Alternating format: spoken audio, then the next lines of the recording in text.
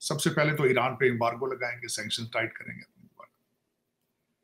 China को अपने दूसरे लेंस से देखेंगे इनके साथ क्या करना है। पाकिस्तान भी परेशान है, इंडिया परेशान नहीं नजर आ रहा। बहुत बड़ा दुनिया भर में तहलका अमेज ये इलेक्शन हुआ है ना। जो आपकी कंट्री जिधर आप हो उधर उन्होंने बोल रहा है कि we seek mutual respect and cooperation with United states.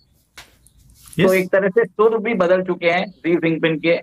जो रिकंसिलिएटरी अप्रोच है, जो चाइना कल तक अमेरिका को दांत दिखाता था, आज वो उसके सामने गिड़गिड़ा एक तरह से। मोदी की भी टेलीफोन कन्वर्सेशन हो गई है ट्रम्प के साथ। सो या तो नेतन्याहू फोन कर सकता है और या मोदी फोन कर सकता है। और सुनने में आया कि प्रेसिडेंट ट्रम्प जो है उन्होंने मोदी साहब को कहा है कि वो इंडिया जो है हमारा बड़ा अच्छा दोस्त है, ट्रू फ्रेंड। फाइनली आपके ससुराल वालों ने ये एक्सेप्ट कर लिया है कि जो भारत है और भारत की जो इकोनॉमी है वो काफी तेजी से आगे बढ़ रही है और चाइना की इकोनॉमी तेजी से नीचे गिर रही है। और क्योंकि चाइनीज इकोनॉमी को लेके हम काफी समय से चर्चा करते हैं, लेकिन बहुत सारे लोग उससे अग्री नहीं करते थे, कहते थे ये देखो फालतू की बातें कर रहे हैं।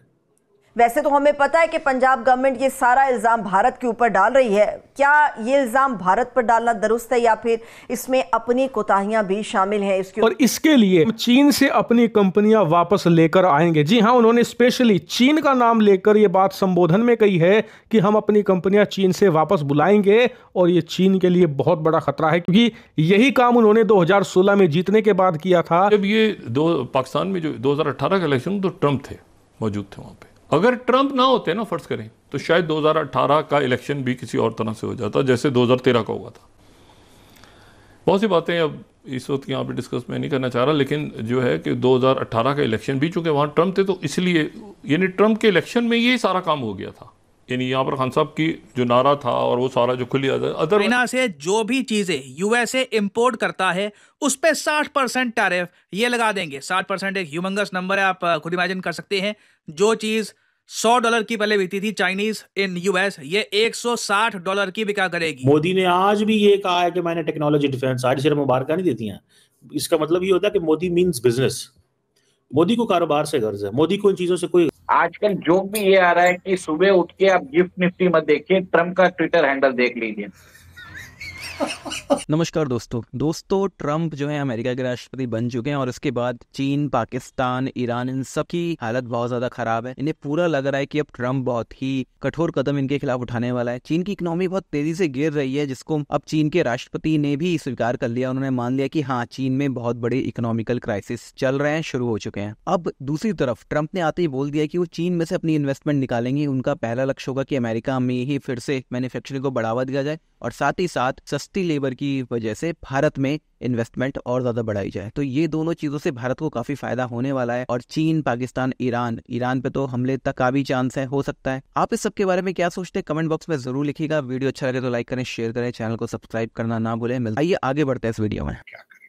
सबसे पहले तो ईरान पे एम्बार्गो लगाएंगे, सैंक्शन टाइट करेंगे अपने ऊपर। चाइना को अपने दूसरे लेंस से देखेंगे इनके साथ क्या करना है। अमेरिका के अंदर मैन्युफैक्चरिंग किस तरह इंक्रीज करनी है। और दूसरा इसमें देखा जाए तो मैं कल से ये बात करने की कोशिश, चीमा साहब, दिस इज ट्रम्प 2। ट्रम्प 1 जो था उसमें सर्कमस्टांसेस कुछ और थे, आज ट्रम्प 2 के अंदर सर्कमस्टांसेस कुछ और है। उस वक्त कोई जंग नहीं थी, इस वक्त जंगें हैं। उस वक्त 21 मिलियन लोग यहाँ पे नहीं थे जो वेटिंग के जरिए आए, आज मौजूद है। सप्लाई चेन अभी रिस्टोर नहीं हुआ है, इन्फ्लेशन सर पे चढ़ी है। हर अमेरिकन जब पेट्रोल पंप के ऊपर जाता है तो उसको एक धचका लगता है, जब ग्रोसरी लेने जाता है तो एक दूसरा झटका लगता है उसको। मैंने हमेशा यही बोला है कि वो अमेरिकन इंटरेस्ट को सर्वोपरि रखेंगे। पहले अमेरिकन इंटरेस्ट को देखेंगे, फिर बाद में सबका हिसाब देखेंगे। आज यूरोप में प्रॉब्लम हो गया होगा यूरोपियन लीडर्स को, क्योंकि उनको ये नहीं मालूम है कि नेटो का अस्तित्व क्या होगा अगले साल। और इस हिसाब से यूक्रेन वॉर जो अभी चल रहा है, रशियन पुतिन साहब ने अभी ऑफर कर दिया है कि ready to negotiate with Donald Trump. China, जो आपकी कंट्री जिधर आप हो उधर, उन्होंने बोल रहा है कि we seek mutual respect and cooperation with United States. तो एक तरह से सुर भी बदल चुके हैं शी जिनपिंग के। जो रिकंसिलिएटरी अप्रोच है, जो चाइना कल तक अमेरिका को दांत दिखाता था, आज वो उसके सामने गिड़गिड़ा एक तरह से, क्योंकि ट्रम्प का कोई भरोसा नहीं है। आजकल जोक भी ये आ रहा है कि सुबह उठ के आप गिफ्ट निफ्टी मत देखिए, ट्रम्प का ट्विटर हैंडल देख लीजिए।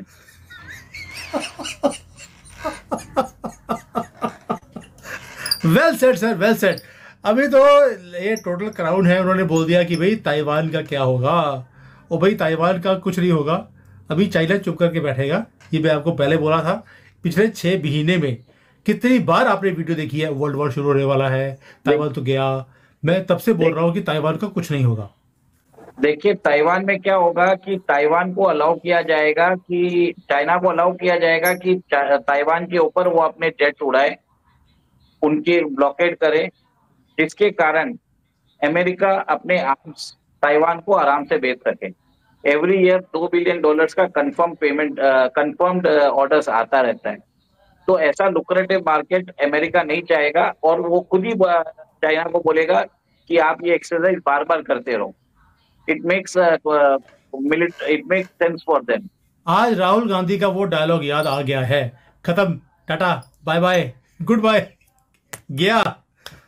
आज रागा भी गया और कमली भी गई, और ट्रंप ने बुलडोज कर दिया है पूरी अमेरिकन पॉलिटिक्स को। ऐसी जीत लेके आए हैं 100-150 साल के बाद। तो कोई हारने के बाद दोबारा जीता है अमेरिका के अंदर, ऐसा होता ही नहीं है कि आप एक बार हार गए उसके बाद दोबारा से खड़े भी हुए हैं, कोई अलाउ करता नहीं है। और खड़े होने के बाद जीता भी, और जीत भी ऐसी कि भाई सेनेट, हाउस, जीओपी, प्रेसिडेंसी सब कुछ जीत लिया, दिल भी जीत लिया है सभी का। ये आज ट्रंप जीता है, बड़े बड़ों की वाट लगने वाली है, भारत के अंदर भी और भारत के आसपास भी। जो ये मोह मैड वाले लोग हैं, कभी वो चुनु मुनु जुनू नीचे मालदीव वाला, कभी ये यूनेस, कभी कोई और, ये सब अब बुरके डालकर बैठने वाले हैं, क्योंकि पता नहीं कब कौन सा मदर ऑफ ऑल बॉम्ब गिर जाए, फादर ऑफ ऑल बॉम्ब्स गिर जाए, कुछ नहीं पता क्या हो सकता है अभी। और ये सारे मोह मैड वाले लोग, ये सारे के सारे अभी छुप कर बैठने वाले हैं। ये भी बताना चाहूंगा कि 2020 में उनको अपमानित किया गया, उनके ही देश के बिग टेक कंपनीज ने उनको डी प्लेटफॉर्म कर दिया। फेसबुक, ट्विटर, इन सब ने उनको डी प्लेटफॉर्म कर दिया। उनके ऊपर केसेस डाले गए, टैक्स फ्रॉड्स के केसेस डाले गए, उनके ऊपर इंक्वायरी बिठाई गई, उनको डिस्क्वालिफिकेशन के लिए भी केसेस डाले गए। इतना ह्यूमिलिएशन करने के बाद इस आदमी की बात माननी पड़ेगी कि इसको अमेरिकन इंटरेस्ट करना था। लोगों ने देखा कि ये आदमी भले ही सीधा कैसे भी बोलता है, इसके इंटेंशन प्योर है। देखेंगे पाकिस्तान, भारत, सुना नरेंद्र मोदी साहब ने भी मुबारक दे दी है उनको, पाकिस्तान के वजीर आजम ने भी डरते डरते मुबारकबाद दे दी है उन्हें, और पता नहीं पाकिस्तानी वजीर आजम तो समझ आए साढ़ना पता नहीं की बनना है तो की नहीं होना। बहरहाल फॉर अ मोमेंट ये एक बड़ी डेवलपमेंट है। पाकिस्तान भी परेशान है, इंडिया परेशान नहीं नज़र आ रहा। इंडिया को ये टेंशन नहीं है कि क्योंकि इंडिया के पास बाय पार्टिजन सपोर्ट है, ठीक है जी, और पाकिस्तान जो है उसके पास कोई सपोर्ट नहीं है, कोई सपोर्ट नहीं है। सऊदी क्राउन प्रिंस मोहम्मद बिन सलमान ने भी मुबारकबाद दे दी है, क्योंकि वो तो पसंद करते हैं। हमारे मीडिया पाकिस्तान के अंदर ये डिस्कस हो रहा है कि जी इंडिया क्या करेगा, हम क्या करेंगे, क्या होगा और क्या नहीं होगा। मैंने पाकिस्तानी मीडिया में आज सारा दिन मैं पाकिस्तानी मीडिया पे था, और मैं एक चीज़ बताता रहा कि भाई साहब साउथ एशिया जो है ना उसको बेसिकली इंडिया ने इररेलेवेंट कर दिया। South Asia is no more a relevant region. Finally आपके ससुराल वालों ने ये एक्सेप्ट कर लिया है कि जो भारत है और भारत की जो इकोनॉमी है वो काफ़ी तेज़ी से आगे बढ़ रही है, और चाइना की इकोनॉमी तेज़ी से नीचे गिर रही है। और क्योंकि चाइनीज़ इकोनॉमी को लेके हम काफ़ी समय से चर्चा करते हैं, लेकिन बहुत सारे लोग उससे एग्री नहीं करते थे, कहते थे ये देखो फालतू की बातें कर रहे हैं, झूठ है, चाइना तो ऐसा वैसा है नॉट। तो सबसे पहली बात तो ये है कि अब जबकि चाइना ने इस बात को एक्सेप्ट कर लिया है, तो जो अब चाइना का एक बड़ी इकोनॉमिक पावर के रूप में, इकोनॉमिक पावर के रूप में एक जो बड़ा वर्चस्व था, क्या ये उसके डाउनफॉल की शुरुआत हम इसको मान सकते हैं? हालांकि उसको समय लगेगा, लेकिन क्या शुरुआत हम मान सकते हैं इसको? एम्बर जी, सबसे पहले तो जब आपने मुझे इनवाइट किया आज, मैं समझ गया था कोई ना कोई आपने चुगलियाँ ही करनी होगी चाइना की, तभी उन्होंने मुझे बुलाया है। बट ये चुगलियों का काम नहीं है, इकोनॉमी इज नॉट समथिंग जिसके ऊपर आप मजाक उड़ा सकते हैं। बहुत डीप चीजें होती हैं जिसको एक एक चीज को समझना जरूरी है। जब उन्होंने बोला कि भारत की इकोनॉमी राइज कर रही है, तो आपको मालूम है कि हमारा एक कंपनी का शेयर है जो 3 रुपए से 2,70,000 पर वो पहुंच गया। मैं बात कर रहा हूं एलसिड जो इन्वेस्टमेंट्स का जो शेयर का हाल हुआ है। भाई इतनी उछाल, दुनिया में सारे रिकॉर्ड जितने भी हैं वो सारे तोड़ दिए हैं एक ही शेयर ने।